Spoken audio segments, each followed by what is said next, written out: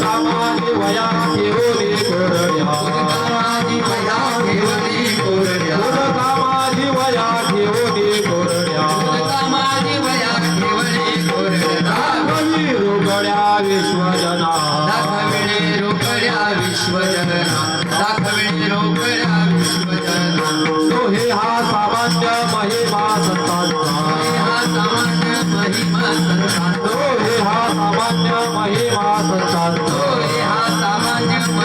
नैवेद्य हातीचा मूर्ती देवी नैवेद्य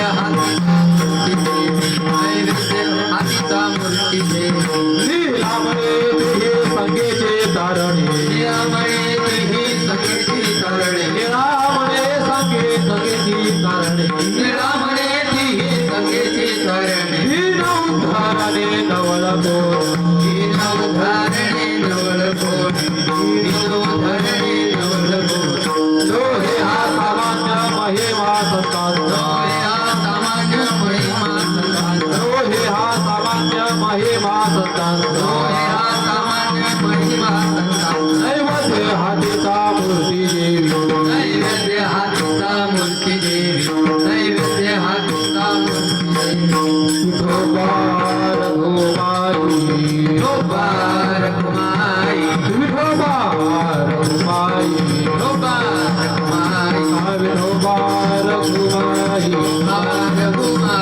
विठोबार घुमाई घुमाई विठोबार घुमाई घुमाई विठोबार घुमाई विठोबार घुमाई विठोबार घुमाई विठोबार घुमाई विठोबार घुमाई विठोबार घुमाई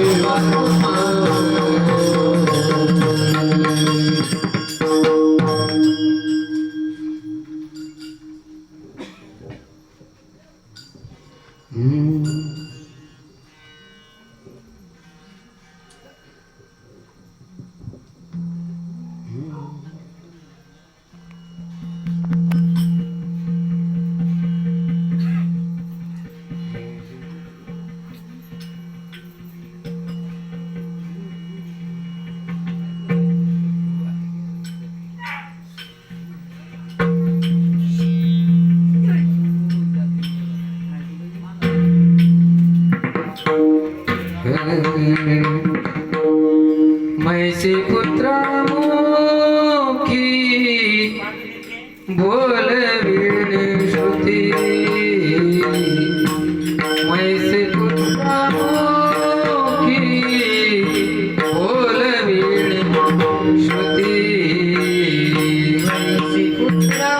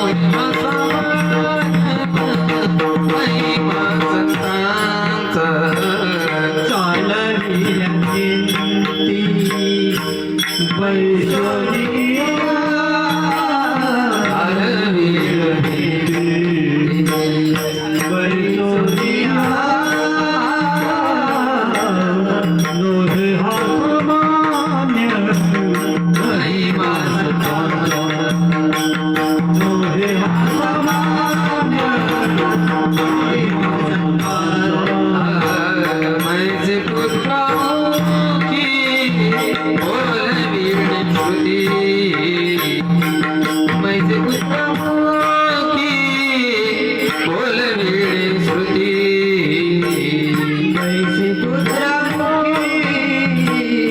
बोलविणे श्रुती मैसी पुत्रा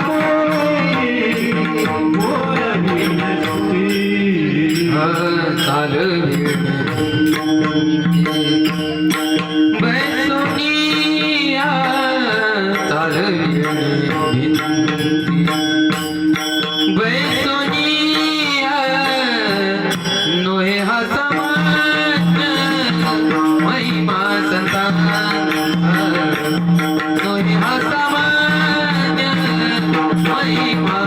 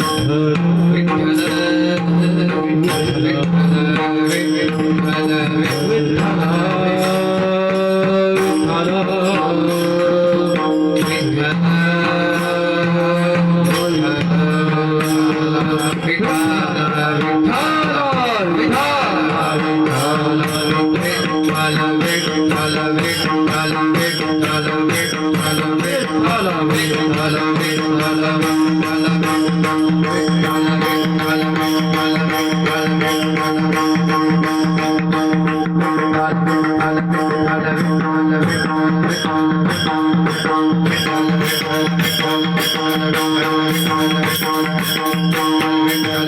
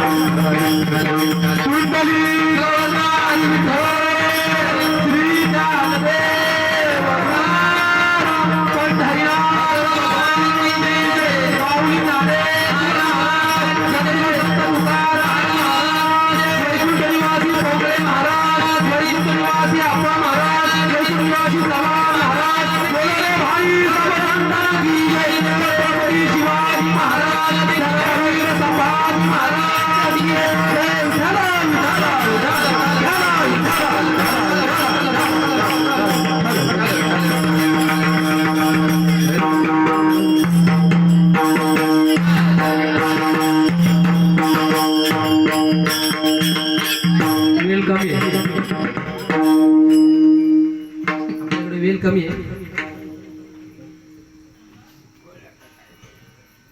वक्रतुंड महाकाय सूर्यकोटि समप्रभ निर्विघ्नं कुरु देव सर्वकार्येषु सर्वदा. कर्पूरगौरं करुणावतारं संसारसारं जगेन्द्रहारं सदा वसन्तं हृदयारविन्दे भवं भवाय सहितं नमामि. कैलासराणशोचन्द्रमौळी महेन्द्रमाता मुरलीधराळी तारुण्य सिंधू दुःखहारी तुझवीन शंभो मज कोन तारी. महायोग विडेतडे भीमरथं वरकुण्डलिकाय दातो निद्रय समागच्छतिष्ठन्तमानन्दगन्धं परब्रह्मलिङ्गं भजे पाण्डुरङ्गं. पाण्डुरङ्गा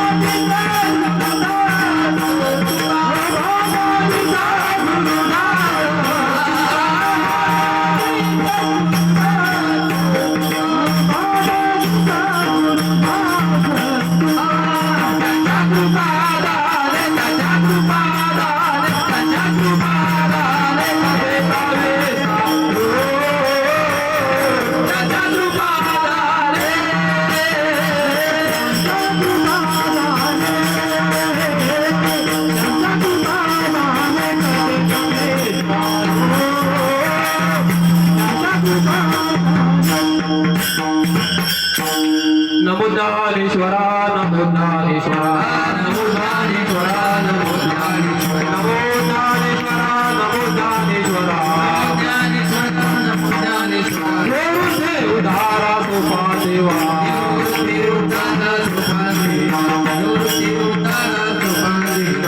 नमोज्ञानेश्वरा नमोज्ञानेश्वरा निवृत्ती उद्धारा सोपान देवा. मुक्ताबाई नमो त्रिभुवन पावनी आदत्रय जनिने देवाची. मैसे पुत्रा मुखी बोलविले श्रुती चालविल्या भिंती बैसोनिया. नोहे हा सामान्य महिमा संतांचा नैवेद्य हातीचा मूर्ती जेवी. उदका माझी वया ठेवणी कोरड्या उदका माझी वया ठेवणी कोरड्या दाखवी रोकड्या विश्वजना. नोहे हा सामान्य महिमा संतांचा नैवेद्य हातीचा मूर्ती जेवी. निळा म्हणे ती संगेची तारणे निळा म्हणे संगेची तारणे दिन उद्धरणे नवलखो. लोहे हा सामान्य महिमा संतांचा नैवेद्य हातीचा मूर्तीचे विठ्ठल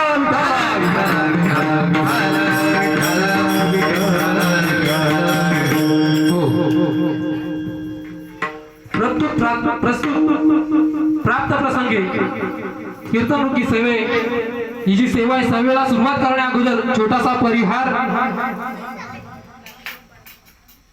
की दरवर्षीप्रमाणे किंवा सालाबाद प्रमाणे म्हणू आपली ही पायवारी माऊलीची पायवारी दिंडी सोहळ्याची प्रथम सेवा मज पामर आहे काय थोरपण माझ्यासारख्या पामराच्या वाटेला आले मी माझे महत्भाग्य समजतो कीर्तनाची प्रथम जी सेवा आहे माझ्या वाटेला आली सर्वांना ठाऊक आहे की उद्या आपल्या दिंडीचे प्रस्थान होणार आहे आणि आजचा हा मुक्कामाचा दिवस आणि ह्या दिवसाची सेवा सुरू करण्या अगोदर आपल्याला सर्वांना ज्ञात आहे की श्री हरिभक्त पारायण स्वानंद सुख निवासी हरिभक्त पारायण वैकुंठ निवासी चव्हाण महाराज हे आज आपल्यातून निघून गेले की त्यांची कुठेतरी खंत वाटते की प्रत्येक कीर्तनामध्ये ते आमच्या इथे समोर बसलेले असायचे समजा जर कुठे जर चाल चुकली किंवा काय समजा चुकी झालं तर ते आम्हाला सांगायचे की बाबा तो असं चुकतोय आणि त्यांच्या प्रेरणेतून आम्ही आज या ठिकाणी उभे आहोत तर प्रथमतः त्यांना श्रद्धांजली वाहतो त्यांच्या चरणाशी नतमस्तक होतो आणि सेवेला सुरुवात करतो विठ्ठल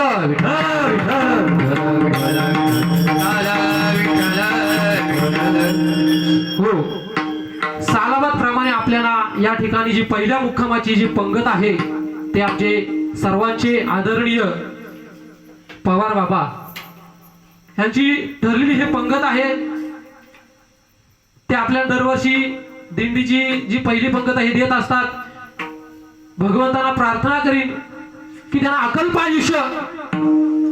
आयुष्य व्हावे तया कुळा माझ्या सगळा हरिच्या दासा जे आजपर्यंत या वारकऱ्यांची सेवा करत आलेत भगवंताला प्रार्थना करीन की जे आपल्या दरवर्षी अन्नदान करतात कारण अन्नदान आणि कन्यादान हे श्रेष्ठ पुण्य आहे आणि त्यांनी आपल्याला सेवा दिली त्यांचे आपल्या सर्व मंडळाचे आभार सेवेसाठी निवडलेला अभंग या अभंगात घुसण्यापूर्वी ज्यांच्यामुळे ज्यांच्या आशीर्वादामुळे आज मी या ठिकाणी उभा आहे माझे आदरणीय माझे वडील हरिभक्त पारायण जागडे महाराज यांनी मला लहानपणापासून शिकवण दिली आणि त्यांच्याच मुले मी आज या ठिकाणी कीर्तन रूपी सेवेला उभा आहे नव्हे तर तुम्हा सर्व मायबापांच्या आशीर्वादाने सर्व टालकरी सर्व कीर्तनकार सर्वांच्या आशीर्वादाने आज मला या ठिकाणी संधी कीर्तन करण्याची संधी मिळाली सर्वांचे प्रथम शतशः आभार मानतो आणि सेवेला सुरुवात करतो सेवेसाठी निवडलेला अभंग जगदवंदनीय जगद्गुरु संत शिरोमणी देहू निवासी श्री संत तुकाराम महाराज या तुकाराम महाराजांचे पट्ट शिष्य श्री संत निलोबा राय या निलोबा रायांचा 4 चरणाचा अभंग या सेवेसाठी निवडलेला आहे विठ्ठल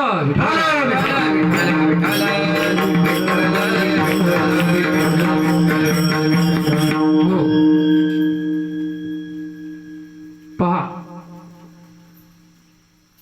एकनिष्ठ शिष्य मी सुरुवातीलाच तुम्हाला म्हटलं की पट्ट शिष्य निलोबा राय या निलोबा रायांनी 42 दिवस उपोषण केलं महाराज त्या कालचं उपोषण आणि आताचं उपोषण मध्ये फरक आहे आताचं जर उपोषण केलं ना महाराज तर त्या उपोषणाचं नेत्यानं सुद्धा काही त्याचा फायदा होत नाही आणि त्या कालचं उपोषण की त्या उपोषणाचा परिणाम देवाला भोगावा लागलं निलोबारायने उपोषण केलं की ज्या वेळेस तुकाराम महाराज वैकुंठाला गेले त्यावेळेस त्यांना बातमी समजली की मला तुकाराम महाराज भेटल्याशिवाय कसे गेले त्यासाठी त्यांनी 42 दिवस उपोषण केलं आणि हे उपोषण पाहता देवाला दया आली आणि ते त्या ठिकाणी प्रकट झाले. निलोबाराने म्हटलंय ते उपोषणामध्ये एवढे मग्न होते की समोर देव उभे राहिले तरी त्यांना माहिती नाही. देवाला आपलं स्वतःला सांगायला लागले की मी देव आहे, मी देव आहे. परंतु गुरुच्या चरणी एवढी श्रद्धा, एवढा भाव असताना निलोबारा देवाला म्हणता की तुला इथं कुठे बोलवले? तुझं लागी येथे बोलाविले कोणी, तुझं लागी येथे बोलाविले कोणी, तुझं लागी येथे बोलाविले कोणी,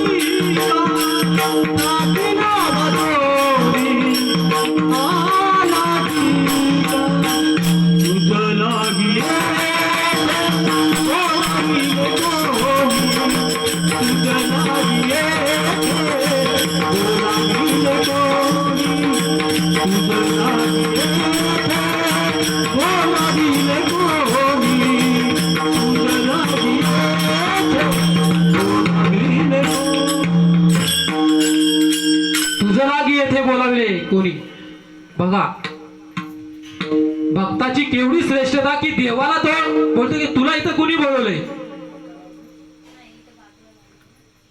तुझं इथं काय काम आहे? कारण तैशा परी मदळला नाही बा संकट, कैशा परी प्रल्हादा कारणे दैत्याची दंडाया स्तंभी देवराया प्रगटली.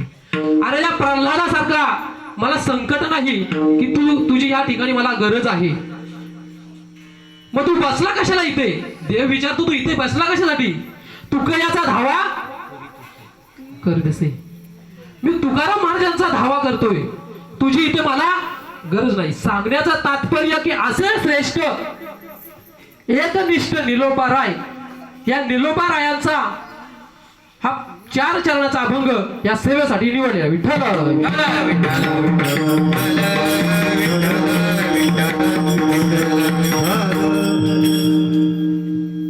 निलोबाराय या अभंगातून आपल्याला सांगतात, पहा निलोबारायने अभंगाची रचना केली. निलोबारायांची दृष्टी या सृष्टीमध्ये त्यांनी पाहिलं की काही पामर लोक आहेत, काही विषयी आहेत, काही जिज्ञासू आहेत आणि काही मुक्त लोक आहेत. सर्वांकडे त्यांनी दृष्टी टाकली, बघितलं तर जे मुक्त लोक आहेत त्यांना कुठल्याही गोष्टीची काही गरज नाही. जे विषयी आहेत ते विषयामध्येच गुरफटून गेलेत.